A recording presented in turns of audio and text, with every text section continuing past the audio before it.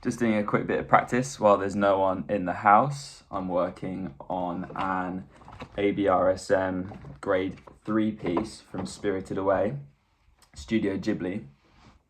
And it doesn't really matter how hard a piece of music is, the method stays the same. You learn the right hand, you learn the left hand, and then you slowly piece them together bar by bar. And that works for the most simple song to the most complex. It would just take you a lot longer to get there. So I've got the right hand melody.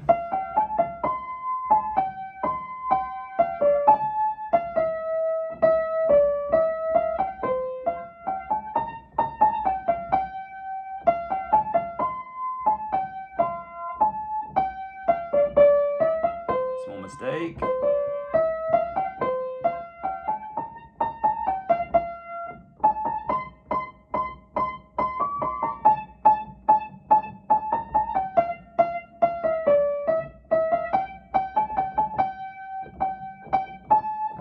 Same finger.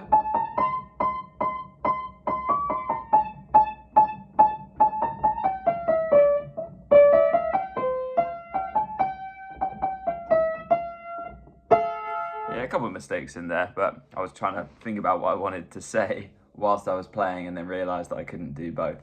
So the first thing that I do when looking at a new piece of music is a finger analysis, and they sort of give you suggestions for the fingers to use, and then half the time I'm like, I don't really like the suggestion that they've given. So then your page kind of ends up looking like this.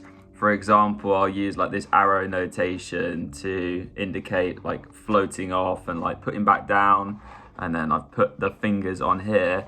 And instead of sort of sight reading note by note, like A, B, C, D, E, if I've got all the fingers written down and I follow the fingers, my hands tend to end up going where I want them to. So the left hand was a little bit harder for the analysis because it didn't really give you any suggestions, but it's basically the same thing. Thumb under, 2, 4, 2, 3, 4, 5, 1. Hand over the top, 2, 4, 1, 2.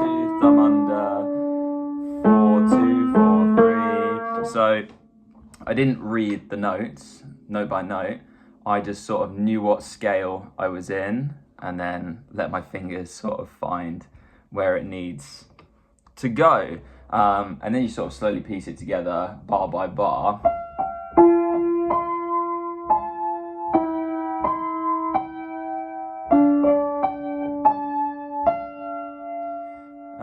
Two, 4, 2.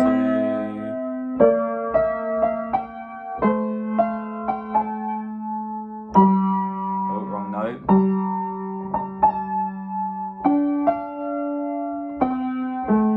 Yeah, so a couple of mistakes, but that's part of the process. Just slowly, bar by bar. So for example, my goal might be get bar 1 to 4 really good. So I'll do bar 1 to 4 like 5 times until I've got it good. Then I could do bars 5 to 8 5 times, and then I'm like, okay, that's feeling a little bit better. And then I could do bars 1 to 8 and be like, okay, cool, that's sounding pretty good. And then the next goal, can I do the whole of the first page? So if you break things down step by step, you'll realize that these pieces that once seemed unachievable slowly start unlocking themselves to you. The other key tip that I've got is sleep. So day one, this is day one of learning this piece. My speed right now is like this. I'm exaggerating a little bit.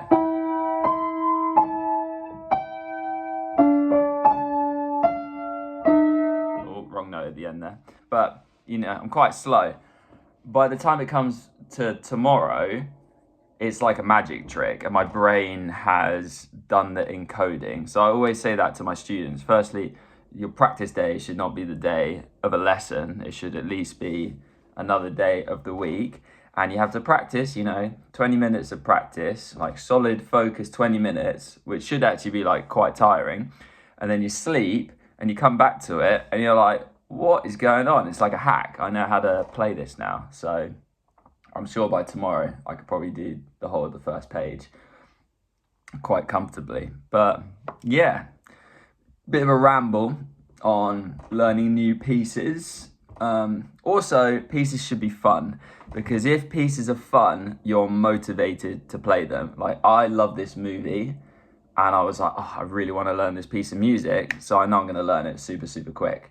Whereas if it's like a bit stiff and a bit boring or a bit uncomfortable to play, good luck, me personally, trying to finish it.